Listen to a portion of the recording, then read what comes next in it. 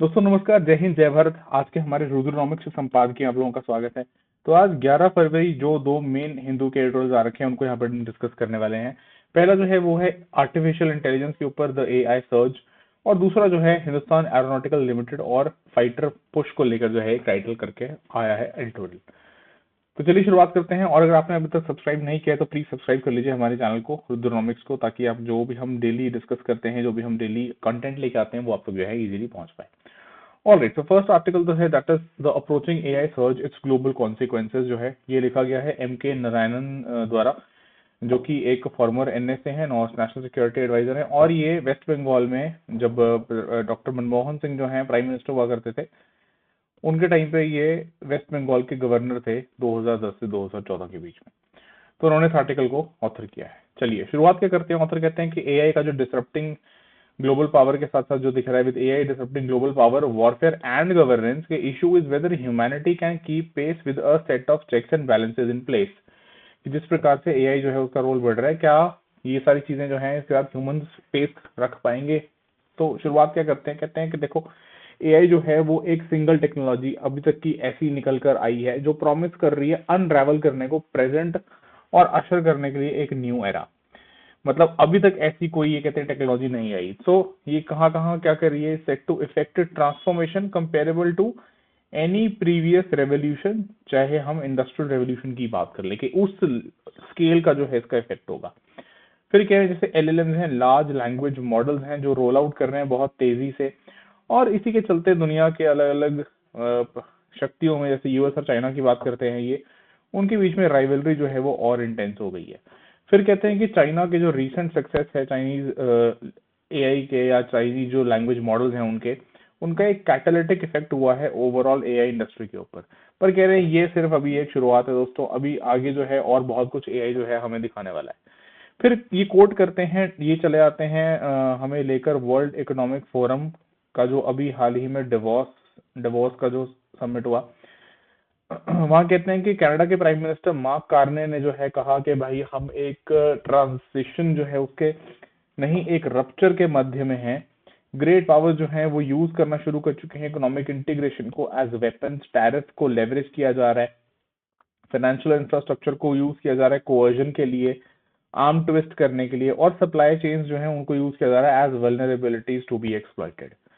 पर ऑथर कहते हैं उसके बाद कि जो कनाडा के प्राइम मिनिस्टर है, इन्होंने एआई के ऊपर जो है जो ग्रेटेस्ट डिसरप्टर ऑथर के हिसाब से है उसके ऊपर टच नहीं किया। वैसे आपको बता दूं यहाँ पे जो है कनाडा के प्राइम मिनिस्टर का जो ज्यादा एड्रेस था ये था अमेरिका के लिए, और अमेरिका का जो राष्ट्रपति बन के बैठा है डोनाल्ड ट्रंप, उसके लिए कि उसने जो है ये सारी हरकतें करके एक ग्लोबल ऑर्डर में फ्लक्स, एक ग्लोबल ऑर्डर में वोलेटिलिटी जो है उसको इंड्यूस कर रखा है। फिर लेके हमें ऑथर क्या कहते हैं कि वर्ल्ड लीडर जो है therefore must wake up to this new reality. कौन सी नई रियलिटी, कि come to terms with the phenomena in which open AI is beginning to consume the world. मतलब इस वाले एडिटोरियल में ना काफी आपको एक्सट्रीम पोजीशंस लेते हुए दिखाई दे रहे हैं ऑथर, एआई को लेकर पर्टिकुलरली, है ना, एआई को लेकर बात की गई है। फिर कह रहे हैं कि transformation that is taking place is almost certain to turn the world upside down. अब ये किस बेसिस पे कह रहे हैं, या सिर्फ कंजेक्चर्स हैं, that I leave to you. Next कहते हैं कि एडवेंट ऑफ एआई जो है it is likely to herald the collapse of international order as we know. मतलब ये सुनिश्चित कर देगा आज के इंटरनेशनल ऑर्डर जिस प्रकार से हम जानते हैं उसको कोलैप्स करके। और फ्यू लीडर्स ये कहते हैं अंडरस्टैंड करते हैं इस एक्सटेंट को, जो ये थ्रेट है एआई का, कि जिस हद तक ये थ्रेट पोज करता है एआई। फिर कुछ इंडस्ट्री लीडर्स ये कहते हैं ऑलरेडी जो है कह रहे हैं कि एआई को यूज किया जा रहा है as tool of diplomacy and statecraft, यानी कि नेगोशिएशंस के लिए, डिप्लोमेसी को वो चैनल करने के लिए, and nations require to build resilience and sovereign stacks, अपने आप को सेफ गार्ड करने के लिए यहाँ पे ऑथर इस बात को यूज करते हैं, इस आर्ग्यूमेंट को पोर्ट्रे करते हैं।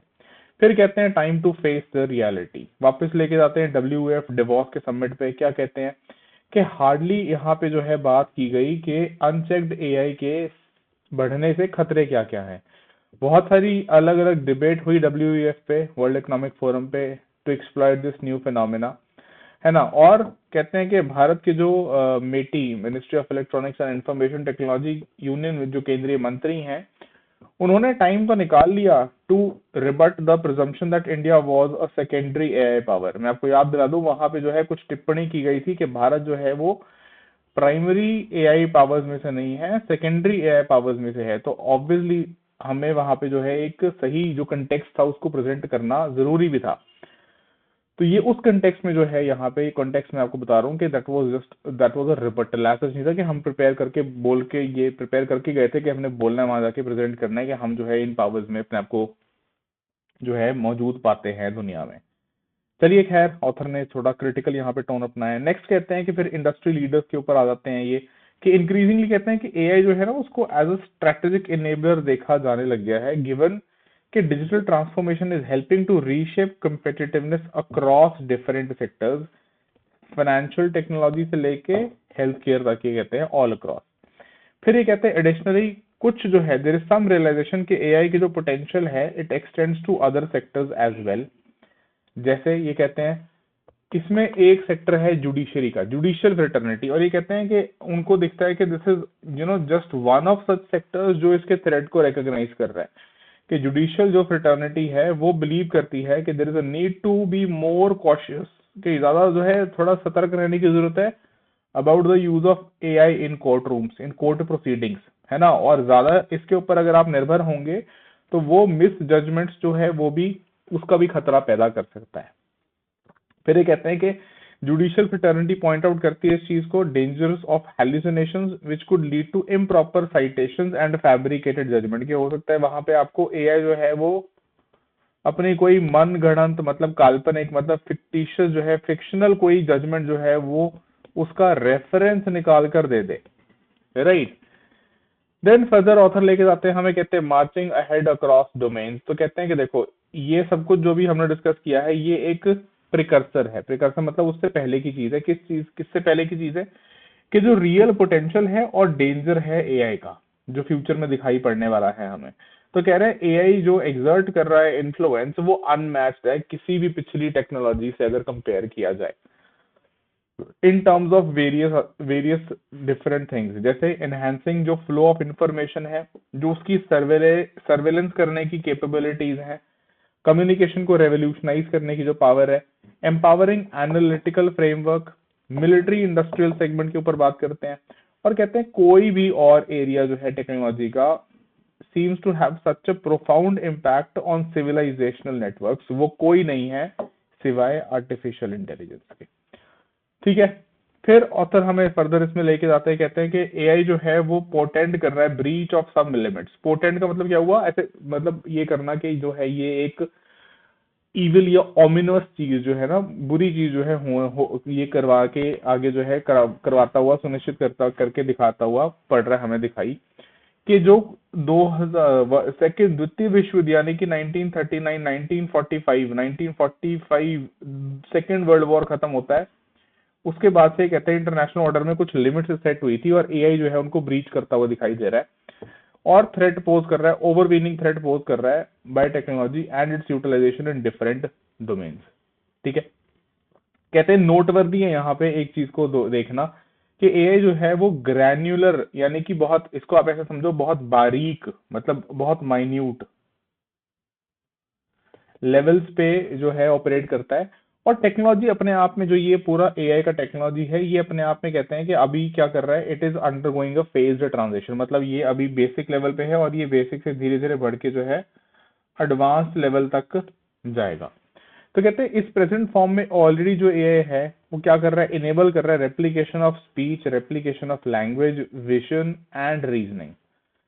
ठीक है, बट कहते हैं जो चीज हम कम रियलाइज कर रहे हैं, शायद रियलाइज नहीं कर रहे हैं, वो ये है कि AI is set to achieve new and dangerous heights of capabilities, कि क्षमताओं में ये नई ऊंचाइयां हासिल करेगा और वो सिर्फ नई ऊंचाइयां ही नहीं होंगी, वो खतरनाक ऊंचाइयां होंगी। क्या कहते हैं स्पेशली सो, फिर पिन पॉइंट करते हैं कि एक पर्टिकुलर जगह पे डिफेंस के ऊपर, कि मिलिट्री एंड डिफेंस एप्लीकेशन। तो कह रहे हैं कि जैसे एआई जो है इट इज बिकम एज जो ये एआई है ये और मिलिटराइज होता जाएगा, वॉरफेयर जो है itself is bound to and is already undergoing what he calls a paradigm shift. Paradigm shift दोस्तों क्या होता है कि एक कोई चीज जो चली आ रही है उसको पूरे तरीके से चेंज हो जाएगा, मतलब इसको हम एक और वर्ड से भी यूज कर देते हैं, हम बोलते हैं वाटर शेड मोमेंट, ठीक है, कि अभी तक जो है इस प्रकार से बोलते हैं ये वाटर शेड है कि इधर और इधर में फर्क है। तो इस प्रकार से ये एक इतना ह्यूज शिफ्ट आएगा। कहा जो इंसान इस्तेमाल करते थे, इंसान जो है कंट्रोल करते थे मैन्ड टू अनमैन्ड प्लेटफॉर्म्स, है ना, and from dependence on human controlled systems to autonomous systems which are capable of taking their own decisions. आगे इसको ये और एक्सपैंड करते हैं इसी डिफेंस वाले एंगल को, कहते हैं एआई जो है जहां पे हमें दिख रहा है कि it is set to become all pervasive. All pervasive का मतलब कि हर जगह मौजूद होगा, it will be in every sector, है ना। तो इसका ट्रांसफॉर्मेटिव इम्पैक्ट जो वॉरफेयर पे है, खास करके एवोल्यूशन ऑफ वेपन सिस्टम्स, ये कहते हैं सबसे ज्यादा वरीसम है, मतलब ये सबसे ज्यादा चिंता जो है उसका विषय है इनके अनुसार। कहते हैं एआई ने वो चीजें पॉसिबल कर दी है कि deployment of unmanned aerial vehicles which are capable of autonomous flight, मतलब आपको उसको कंट्रोल भी नहीं करना, वो अपने आप जो है आपने छोड़ दिया और वो अपनी फ्लाइट पाथ जो है चार्ट कर रहा है। फिर कह रहे हैं एआई ड्रिवन जो साइबर वेपन्स हैं, अनक्रूड ग्राउंड व्हीकल्स हैं, कि आप जमीन पे भी जो भेज रहे हो उसके अंदर, अनक्रूड का मतलब क्या हुआ दोस्तों, उसके अंदर जो है ह्यूमंस नहीं है, उसके अंदर जो है कोई क्रू नहीं है, ठीक है, equipped with intelligent navigation and targeting capabilities already जो है एक रियलिटी बन चुकी है। तो कहते हैं कि इट प्रेजेंट्स एक, अगेन वापस बोलते हैं, पैराडाइम शिफ्ट इन रीडिफाइनिंग के किस तरीके से कॉम्बैट करता आया है इंसान युद्ध भूमि में। फिर कहते हैं employing operations across multiple systems without direct human intervention, वही बात जो मैं आपको बोल रहा था। तो कहते हैं आज की डेट में एआई क्या ऑफर कर रहा है, अनप्रेसिडेंटेड अपॉर्चुनिटीज एक तरफ, कहा in enhance automation of operational decision in areas of conflict, और इससे क्या होगा कि बैटलफील्ड के पूरे जो डायनेमिक्स हैं वो ट्रांसफॉर्म होके रह जाएंगे, कि मतलब वहां पे क्या हो रहा है, डायरेक्टली ह्यूमन हो सकता है वो नहीं डिसाइड कर रहा उस ऑपरेशनल डिसीजन को, उस ऑपरेशनल डिसीजन को एआई जो है वो अपने एंड से ही लेके आगे एग्जीक्यूट कर दे रहा है, ठीक है। चलिए फिर क्या कहते हैं कि ऑलरेडी ये चीज जो है यूक्रेन रशिया कॉन्फ्लिक्ट में देखी गई, जहां पे यूक्रेनियन सोल्जर्स जो हैं उनकी वो इमेजेस जो आई इंटरनेट पे जो वायरल हो गई, बहुत सारे अखबारों ने जैसे द गार्जियन और ऐसे टाइप के अखबारों ने जो है उसको और एम्पलीफाई किया, कि वो ऑथर के हिसाब से कहते हैं कि वो डिफाइनिंग इमेज की तरह निकल के आई फ्यूचर कॉन्फ्लिक्ट्स के, कि कैसे जो है एक मैसिव रशियन फेडरेशन की मिलिट्री जो है जो कीव के ऊपर एडवांस करना जो है चाह रही थी, उसको यूक्रेन ने रोक दिया क्योंकि ये टेक्नोलॉजिकल सुपीरियोरिटी थी इसके पास, ठीक है। तो इसी पूरे आर्ग्यूमेंट को कहते हैं, इसी से क्या दिखता है कि the value of coming age technology और उसके स्किलफुल यूज से अंडरमाइन किया जा सकता है कन्वेंशनल मिलिट्री कैपेबिलिटीज को, जो ये कहते हैं कि रशियन फेडरेशन के पास थी, फिर भी वो जो है कीव पे कब्जा नहीं कर पाए। तो कहते हैं it is hugely asymmetric impact जो एआई कमांड करता है, that is both its strength and it's danger potent, जो दिखाई ये कर पड़ता है, और ये उसको थोड़ा पोर्ट्रे कर रहे हैं on a negative side. Then कहते हैं कि this is not being openly mentioned और टाउटेड, कि इसके बारे में खुल के जो है मेंशन या बात नहीं की जा रही, क्या, बट रियलिटी क्या है कि एआई जो है रिप्रेजेंट करता है एक colossal transfer of power. Colossal transfer का मतलब क्या हुआ कि जो मतलब this is very, you can say very big huge, ठीक है, और साथ में जो है थोड़ा उसका नेगेटिव साइड पे, from traditional military to others who have capability to develop and utilise artificial intelligence devices, कि जो लोग एआई इनेबल्ड वॉरफेयर कर पाएंगे, पावर जो है उनकी तरफ ज्यादा झुक जाएगी जाके एज कंपेयर टू जिनके पास ट्रेडिशनल पावर्स है, ट्रेडिशनल सिस्टम्स है। कहते हैं असली खतरा जो है एआई का कुड वेरी वो है, क्या है कि बहुत जल्दी हो सकता है एआई जो है एक्लिप्स कर ले, एक्लिप्स कर दे मतलब ह्यूमंस जो हैं वो बैकग्राउंड में चले जाएं और एआई जो है आगे आके उनको जो है अपनी छत्र छाया के पीछे, या कह लो कि अपनी छाया में पीछे धकेल दे। किस कैसे कह रहे हैं कि soon eclipse the smartest individuals and nobody can or will know, कि कब एआई जो है वो ऑटोनॉमस बन जाए और इंसान के कंट्रोल से कंप्लीटली बाहर हो जाए। मतलब क्या हुआ सिंपल भाषा में, कि आज तो इंसान जो है, जो आपका सॉफ्टवेयर इंजीनियर नाम का व्यक्ति है, वो क्या कर रहा है, एल्गोरिदम लिख रहा है, वो जो भी कर रहा है उस प्रकार से डिजाइन कर रहा है एलएलएम्स को, लार्ज लैंग्वेज मॉडल्स को, तो उसने पूरा वो डिजाइन कर दिया। और ये है आर्टिफिशियल इंटेलिजेंस, मतलब ये क्या कर रहा है, ये अडेप्ट कर रहा है, ये लर्न कर रहा है। जैसे जैसे लर्न करेगा, ऑथर जो है वो स्केप्टिकल है, मतलब वो कह लो थोड़ा इस प्रकार से पोर्ट्रे कर रहे हैं चीजों को कि ये हो सकता है कि अगर ये सेल्फ सफिशिएंट मतलब ऑटोनॉमस हो गया, अपने आप से जो है सब कुछ करने लग गया, तो ये इंसान के कंट्रोल से, जिसने इसको क्रिएट किया है उसके कंट्रोल से ही कंप्लीटली बाहर हो जाएगा। मतलब थोड़ा साइंस फिक्शन टाइप लग रहा है, बट यू नेवर नो, है ना। मतलब ऑथर थोड़ी चीजें साइंस फिक्शन टाइप पोर्ट्रे कर रहे हैं कि ये कंप्लीटली ऑटोनॉमस होके इंडिविजुअल जो है अपने एक अलग एंटिटी के तौर पे उभर के आएगा जो इंसान के कंट्रोल से बाहर होगी।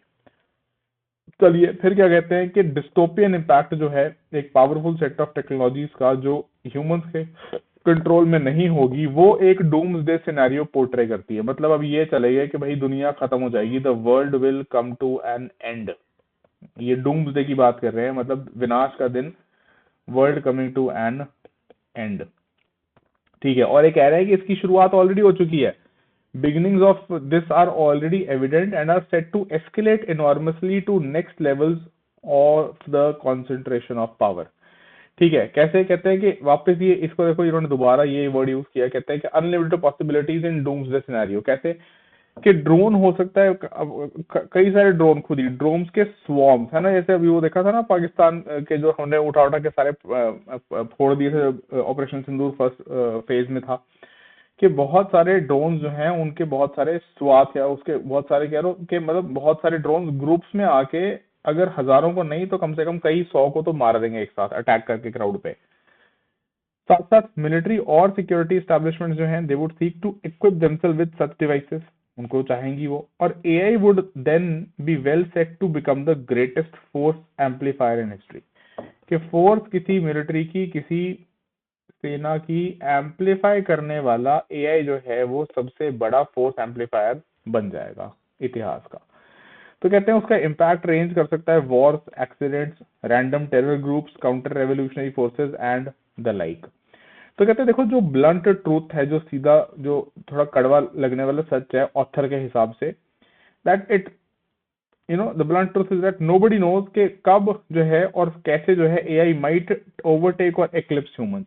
मतलब ये थोड़ा साइंस फिक्शन सुनने में लग रहा है, क्या बात बोल रहे हैं, बार बार ये बोल रहे हैं कि ये ह्यूमंस को बैकग्राउंड में डाल देगा और ऑटोनोमस फोर्स बन जाएगा। अब वो अच्छे के लिए बनेगा या बुरे के लिए बनेगा, है ना। ये ऑथर कहते हैं कि देखो भाई इनके हिसाब से तो बुरे के लिए बनेगा। चलो फिर क्या कहते हैं कि साथ साथ और क्या एविडेंट हो रहा है कि apart from battle field AI एक इंस्ट्रूमेंट बन रहा है ऑफ इमेंस वैल्यू अलग अलग स्फेयर्स के अंदर ह्यूमन एक्टिविटी के, इंक्लूडिंग डिप्लोमेसी एंड इंटेलिजेंस। तो कहते हैं उस सेंस में ना अब ये केवल एक टूल रहकर, एक टूल जो है उसके तौर पे नहीं रहेगा, it is no longer merely a tool. और कंसर्न क्या है कि एआई जो है वो आउटपेस कर जाएगा उन्हीं संस्थानों को जो इसको गवर्न करने के लिए बने हुए हैं। ठीक है, मतलब ये कह रहे हैं कि ह्यूमंस की तो बात कर ही रहे हैं और ये कह रहे हैं कि हमारी ह्यूमंस की जो ऑर्गेनाइजेशंस हैं जिनके थ्रू हम एआई को गवर्न कर रहे हैं, ये उसको ही आउटपेस कर देगा। दोस्तों टाइमिंग देखो आर्टिकल की बहुत इंटरेस्टिंग है। अभी आपको पता होगा कि 16 फरवरी 2026 जो ये अभी आने वाला मंडे है, उससे 16 फरवरी से इम्पैक्ट एआई समिट जो है वो दिल्ली में शुरू हो रहा है, जो जिसकी मेजबानी जो है वो भारत सरकार कर रही है, होस्ट भारत सरकार कर रही है। उस टाइम पे ये इस प्रकार से ये पूरा अपना एक आर्गुमेंट पोर्ट्रे कर रहे हैं ऑथर यहाँ पे कि ये जो है बिल्कुल उसको ही आउटपेस कर देगा।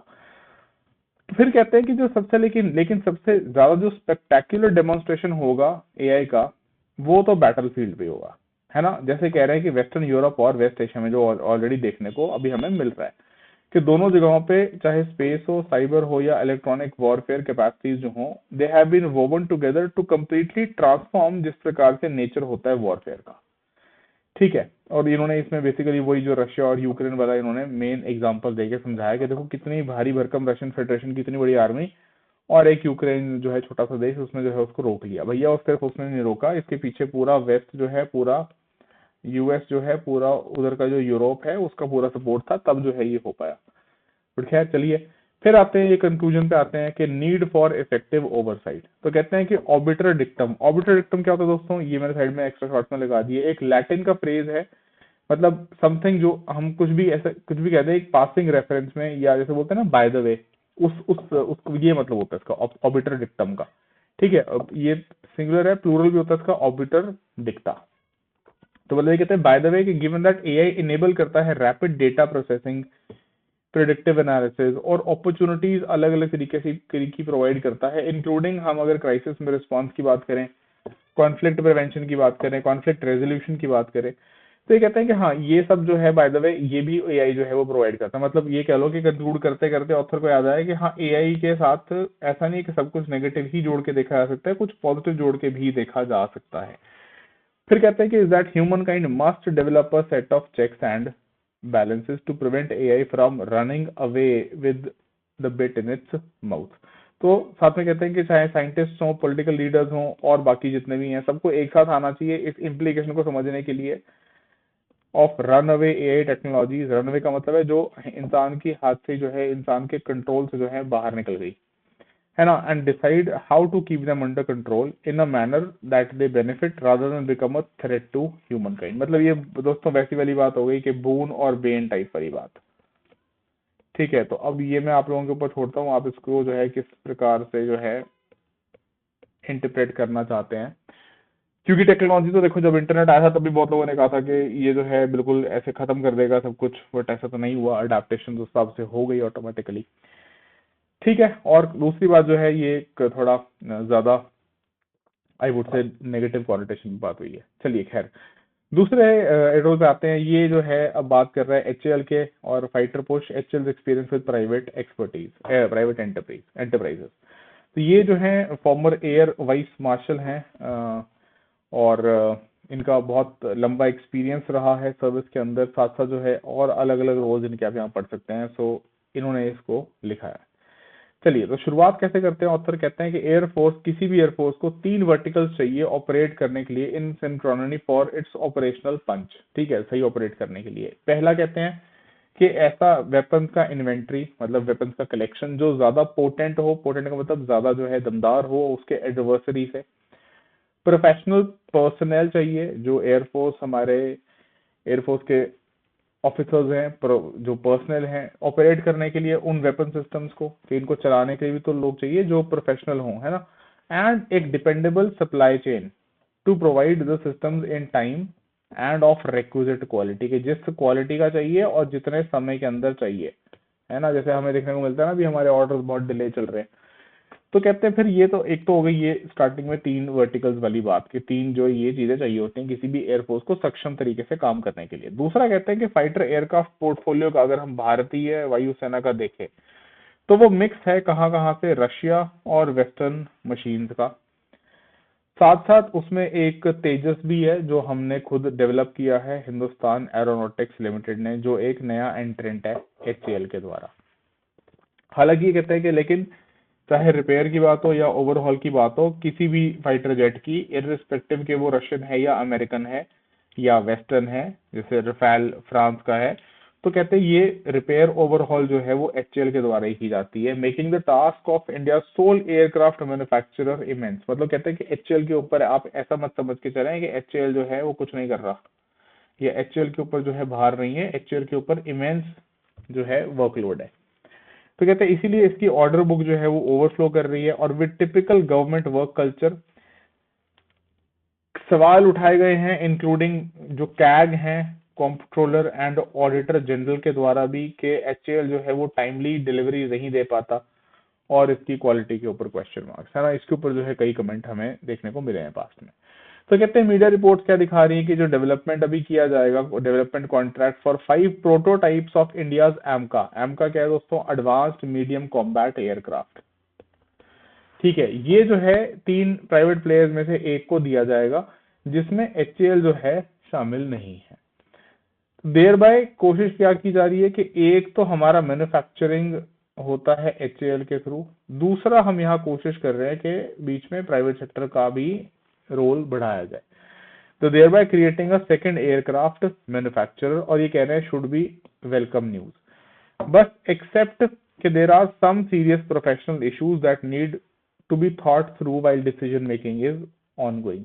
कि कुछ ऐसे मुद्दे हैं इनकी नजर में ऑथर साहब की जो कह रहे हैं कि इन इश्यूज के बारे में सोचना जरूरी है जब आप ये फैसले ले रहे हैं। तो जैसे कहते हैं कि कुछ कॉम्प्लेक्सिटीज हैं जिनके बारे में आपको सोचना पड़ेगा। कॉम्प्लेक्सिटीज कैसी हैं, कहते हैं कि देखो यहाँ पे मोटे मोटे 5-6 मैक्रो जो हैं ये पॉइंट्स देते हैं। मैक्रो मतलब यहाँ पे इस सेंस में कि 6 जो हैं ब्रॉड इश्यूज निकल के आते हैं जिनको कंसिडर करना चाहिए। पहला क्या कहते हैं ऑथर कि 3 प्राइवेट एंटिटीज आप कंसिडर कर सकते हो, लेकिन इसमें प्रॉब्लम क्या है कि तीनों जो हैं स्टार्टअप्स हैं, कोई प्रीवियस एक्सपीरियंस नहीं है इनको डेवलप करने का एक फाइटर एयरक्राफ्ट।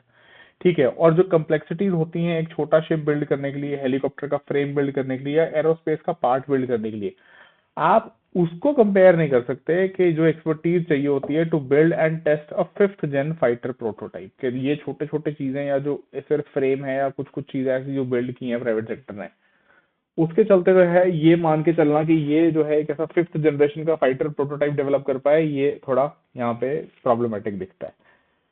सेकंड कहते हैं कि अगर हम हिस्ट्री से सीखना चाहें तो ये HF-24 मारूत जो डिजाइन किया गया था HAL के एयरक्राफ्ट डिजाइन ब्यूरो के द्वारा और उसी की शॉप फ्लोर पे प्रोड्यूस किया गया था। तो कहते हैं कि दोनों चीजें, design, prototype construction, flight testing, upgrade, weapon का इंटीग्रेशन, मॉडिफिकेशन, सारा कुछ एक ही छत के नीचे हुआ, मतलब इंटीग्रेटेडली हुआ, है ना। और HAL did the series production and provided lifetime spare support. Projects such as trainer aircraft HT-2 का फॉर एग्जांपल देते हैं एंड HJT-16 जो है कहते हैं सिमिलर था इस जस्ट लाइक HF-24 मारूत के, सारा कुछ जो है वो एक ही छत के नीचे किया और उसमें जो है सीमलेसली इंटीग्रेशन था तो दिक्कत नहीं आई। फिर कहते हैं तेजस जो है वो हाइब्रिड है as far as the large part of जो उसका डिजाइन है वो है DRDO के द्वारा, defence research and development organisation का ADA क्या दोस्तों, aeronautical development agency by the defence research and development organisation DRDO। तो कहते हैं कि तेजस का डिजाइन है वो मेजरली कहां से आया है, ADA से आया है, एरोनॉटिकल डेवलपमेंट एजेंसी से आया है, लेकिन इसकी जो प्रोडक्शन है और लाइफ टाइम सपोर्ट है वो HAL के पास है। ठीक है जी। फिर देखो आगे क्या कहते हैं कि सिंगुलर कंट्रोल मैटर करता है, मतलब HAL और ADA, देखो इस बात को समझो, ये पॉइंट जो है वैलिड है वैसे कि भारत सरकार की ही एजेंसीज हैं दोनों, दोनों का जो अल्टीमेट कंट्रोल है वो भारत सरकार के पास है। किस किस का, HAL का, हिंदुस्तान एरोनॉटिक्स का और ADA का। तो कहते हैं एक एलिमेंट ऑफ सिंगुलर कंट्रोल है by the ministry of defence. AMCA के केस में कह रहे हैं कि जहां यहाँ पे जो है जिस प्रकार से चीजें डाइवर्सिफाई करी जा रही हैं कि डिजाइन अथॉरिटी ADA के पास अंडर गवर्नमेंट, मतलब यही आपका एरोनॉटिकल डेवलपमेंट एजेंसी, लेकिन जो एग्जीक्यूटर होगा वो एक प्राइवेट एंटिटी होगा। Who would have the ownership during prototype testing and production. तो इसके ऊपर ऑथर क्वेश्चन मार्क उठाते हैं। दूसरा मुद्दा जो था, तीसरा, अब ये आगे बात को कंटिन्यू करते कहते हैं HAL ने डेवलप किया है रेक्विजिट इंफ्रास्ट्रक्चर जो चाहिए होता है, जैसे टूल्स हैं, रिग्स हैं, प्रोडक्शन फैसिलिटीज हैं, ओवर 8 डेकेड्स, मतलब 80 साल के टाइम पीरियड के अंदर, और ये सारा जो है अराउंड बैंगलोर है। ठीक है, साथ साथ इंडियन एयरफोर्स जो है हमारी, इसने भी एक्सटेंसिवली कंट्रीब्यूट किया इसके अंदर, फ्लाइट टेस्टिंग हो चाहे with its air crew sharing the workload के, इंडियन एयरफोर्स का जो क्रू है उसने भी इसमें जो है सहभागिता दी। साथ साथ पर्सनल मूविंग ऑन डेप्यूटेशन के, जो डेप्यूटेशन पे लोग जो है एयरफोर्स से इधर आए और ये पूरा टेस्टिंग वाले इस फेज में उन्होंने अपना कंट्रीब्यूशन दिया। तो कहते हैं कि with the Indian air forces aircraft and system testing establishment co-located with it, the development phase of all aircraft had concurrent infusion of user inputs। मतलब वहां पे जो भी टेस्टिंग, देखो किसी भी एयरक्राफ्ट का जब प्रोटोटाइप डेवलप होता है और वो टेस्टिंग स्टेज में होता है, टेस्टिंग के लिए जाता है, तो जो भी उसकी इनपुट्स होती हैं वो जरूरी होती हैं उसको फाइनल स्टेज तक लेके जाने के लिए। तो ऑथर कहते हैं कि वो सारा कुछ जो है वहां पे इसीलिए पॉसिबल हो पाया क्योंकि वो सारा जो है वो इन एंड अराउंड बैंगलोर में डेवलप किया HAL ने 80 साल के 8 डेकेड्स के टाइम पीरियड के अलॉन्ग। ठीक है, फिर तेजस के लिए कहते हैं कि a full fledged national flight test centre जो है वो एस्टैब्लिश किया गया था एट ADA, जहां पे सोफिस्टिकेटेड एडवांस इक्विपमेंट जो है प्रोटोटाइप टेस्टिंग के लिए लगाया गया था, और बहुत सारे DRDO के lab specialising in avionics and electronic warfare जो हैं वो भी सिचुएटेड हैं इस 10 किलोमीटर के रेडियस के अंदर HAL के एयरफील्ड में बेंगलुरु में। ठीक है, तो ये कहते हैं कि ये जो प्राइवेट एमका अब आप कर रहे हैं, क्या जो है प्राइवेट सेक्टर जो भी एमका में आएगा वो उतना पैसा डालेगा उसके अंदर ऐसा सिमिलर इंफ्रास्ट्रक्चर खड़ा करने के लिए, है ना, रिसर्च एंड डेवलपमेंट के लिए और मैन्युफैक्चरिंग के लिए। ये the time required can be well imagine, कि मतलब एक तो बात है मनी एंगल, और दूसरा जो है कि जो चीजें एचएएल ने इतना लंबे टाइम के फ्रेम के क्रॉस करी, वो कैसे हो पाएगा प्राइवेट सेक्टर के द्वारा। फिर इसमें फर्दर कहते हैं कि चौथा जो फोर्थ इशू जो हाईलाइट करते हैं कि किसी भी एयरक्राफ्ट के डेवलपमेंट प्लान में there are professional differences which get resolved easily when the design and manufacturing agency are the same. So in fact, there is close fusion between designers, production engineers, design board phase से, मतलब जहां आपने board पे design तैयार किया और वहां से लेके लास्ट में जब फ्लाइट की टेस्टिंग हो रही है, एंड ड्यूरिंग प्रोडक्शन के फ्लाइट की टेस्टिंग के बाद फाइनल गो हेड मिला कि ठीक है इसको प्रोडक्शन में लेके जा सकते हैं, प्रोडक्शन स्टेज में ले गए, और उसके बाद अगर कोई अपग्रेड हैं, मॉडिफिकेशन हैं, ठीक है, तो इवन एज कहते हैं कि जब प्रोटोटाइप जब उड़ाना शुरू किया जाता है तो मैन्युफैक्चरिंग इकोसिस्टम बैकएंड पे जो है वो आगे और काम करना शुरू कर देता है, टूल्स, जिग्स और मशीनरी ऑपरेशनलाइज करना शुरू कर देते हैं to start production as soon as the testing phase is completed. मतलब ये समझो कि टेस्टिंग से जैसे ही गो अहेड आएगा, सॉरी, टेस्टिंग से जैसे ही ग्रीन लाइट आएगी वैसे ही जो है प्रोडक्शन आगे शुरू कर दिया जाएगा, ठीक है। तो ये कह रहे हैं कि अब यही नॉर्म रहा है दुनिया भर में। सो ये चीज जो है कैसे पॉसिबल होगी एमका प्राइवेट एंटिटी के लिए, ठीक है। देखो मैं यहाँ पे थोड़ा सा context I would want to put in कि देखो सीधी सीधी बात है कि दुनिया भर में चाहे हम जो आपका अभी तक का कहते हैं कि सबसे जो शक्तिशाली मिलिट्री पावर या इकोनॉमिक पावर भी है साथ में अमेरिका, उसके यहाँ भी जो मेजोरिटी डिफेंस प्रोडक्शन है वो सरकार खुद से नहीं करती, वो प्राइवेट सेक्टर से ही करवाती है, ठीक है। उनको अपनी स्पेसिफिकेशंस और उसके हिसाब से जो है सारा कुछ वो ऑब्वियसली सरकार बताती है अमेरिका की, लेकिन होता प्राइवेट हाथों में ही है। तो ये सारी जितनी बातें ऑथर बोल रहे हैं, ठीक है, दे आर वैलिड, है ना, लेकिन जस्ट बिकॉज के दिक्कत है या चैलेंज है, ये नहीं हो सकता कि हम जो है यहाँ पे सिर्फ एचएएल के ऊपर ही निर्भर रहे हैं। इस बात को ऑथर ने खुद एक्सेप्ट किया है कि एचएएल जो है डिलेज रहे हैं उसके डिलीवरीज के अंदर, तो आपको प्राइवेट सेक्टर को जो है वो रोप इन करना ही पड़ेगा, आपके पास कोई और ऑप्शन नहीं है अगर आप आत्मनिर्भरता बढ़ाना चाहते हैं। इस बात को समझ लीजिए, ठीक है।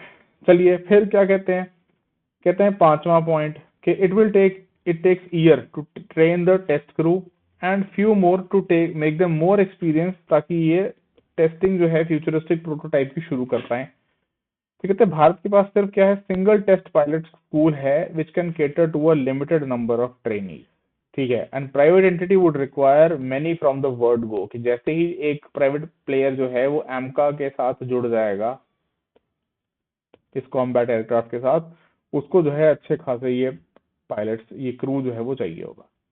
फाइनली छठा पॉइंट जो ऑथर लेके आते हैं, जिसको ये कहते हैं एक और चैलेंज है क्या, कि जो नेशनल फ्लाइट टेस्ट सेंटर है और जो इंडियन एयरफोर्स का टेस्टिंग एस्टेब्लिशमेंट है are all located at the Hindustan aeronautics airport Bengaluru के अंदर। तो इट मेक्स एमिनेंट सेंस कि जो प्राइवेट एंटिटी है वो भी यहीं पे सेटअप करे ऑफिसेज इन्हीं कैंपसेज में, एग्जिस्टिंग एयरफील्ड्स को यूज करे, इंफ्रा को यूज करे, और एमका जो है वो एक नेशनल प्रोजेक्ट है। तो यहाँ पे कहते हैं एक सुझाव है, एक सजेशन है कि नो मैटर कि कितना भी ब्यूरोक्रेटिकली आउटलैंडिश ये लगे, ठीक है, can some part of HAL enormous real estate hangars and select facilities, चाहे फ्लाइट टेस्टिंग सेंटर्स हैं एटसेट्रा एटसेट्रा, क्या वो को ऑप्ट किए जा सकते हैं फॉर द प्राइवेट एंटिटी, कि वो जो है वो भी उसमें जो है वो भी ऑपरेट करें। तो कहते हैं HAL has been build with public money and with restructuring study underway. अभी जो एचएएल को रीस्ट्रक्चर करने की बात की जा रही है, वो कहते हैं कि उसकी जो स्टडीज है वो अंडरवे है। कहते हैं इट इज ओनली राइट कि सिर्फ यही होगा कि एक out of the box approach जो है वो अडॉप्ट की जाए इस नेशनल एंडेवर के अंदर, जहां हम बिल्ड कर रहे हैं अपना खुद का कॉम्बैट एयरक्राफ्ट डोमेस्टिकली और बीच में इन्वॉल्व कर रहे हैं हम प्राइवेट सेक्टर को, ठीक है। फिर लास्ट में कंक्लूजन की तरफ बढ़ते हैं, कहते हैं issue of location, which brings us to the location of production factory, कि अल्टीमेटली ये आप पूरा जो एमको और ये एयरक्राफ्ट बिल्ड करने की बात कर रहे हो कहाँ पे प्रोड्यूस किया जाएगा। तो idea of locating strategic infrastructure border के करीब जो है वो नहीं रिपीट किया जाना चाहिए, जैसे C-295 एयरक्राफ्ट फैक्ट्री के लिए किया गया था वडोदरा के अंदर। ठीक है, वडोदरा के अंदर, क्योंकि आप ऑब्वियसली बॉर्डर एरियाज हैं तो वो थ्रेट में ज्यादा होते हैं। कहते हैं इंस्टेड प्रोडक्शन जो है वो हिंटरलैंड में होना चाहिए, well connected to and not far from HAL's Bengaluru airfield के, HAL का जो बेंगलुरु का एयरफील्ड है उसके साथ कनेक्टेड हो और उसके पास ही हो। ठीक है, तो इस प्रकार से पूरा ऑथर जो है यहाँ पे इश्यूज को हाईलाइट करते हैं। बट एक बात मैं वापस आपको बोल देता हूँ यहाँ पे कि देखिए, हम कोशिश ये कर रहे हैं कि जिस प्रकार से आपको दुनिया में वर्ल्ड ऑर्डर चेंज होता हुआ दिखाई भी पड़ रहा है, भारत जो है उसको इट नीड्स टू बिकम जितना ज्यादा हो सके सेल्फ रिलायंट है, इसको हम हिंदी में बोल देते हैं आत्मनिर्भर, स्पेशली जब बात आती है डिफेंस की। कि जब डिफेंस की बात आती है तो जितना ज्यादा हम आत्मनिर्भर हों उतना अच्छा है। और उसके लिए देखो एक बात समझ लो, जस्ट फॉर पर्सपेक्टिव के प्राइवेट सेक्टर की इन्वॉल्वमेंट हमेशा जो है वो सस्पिशियस निगाहों से नहीं देखी जानी चाहिए। You need to trust your own players. आप बाहर के भी तो प्राइवेट सेक्टर से खरीदते हो, उनको भी तो ट्रस्ट करते हो, तो you must trust your own indigenous players, और जो है इनको अपॉर्चुनिटी आपको देनी पड़ेगी, अदरवाइज सिर्फ HAL के भरोसे बैठ के कैसे आप कर पाओगे। ठीक है, so that is all with respect to this particular article. चलिए, so that is all, thank you so much and please subscribe to the channel and like and share the video. ऐसे ही मिलेंगे एक और कल के एडिटोरियल में, तब तक के लिए पढ़ते रहें, मस्त रहें, स्वस्थ रहें। Thank you so much. जय हिंद, जय भारत।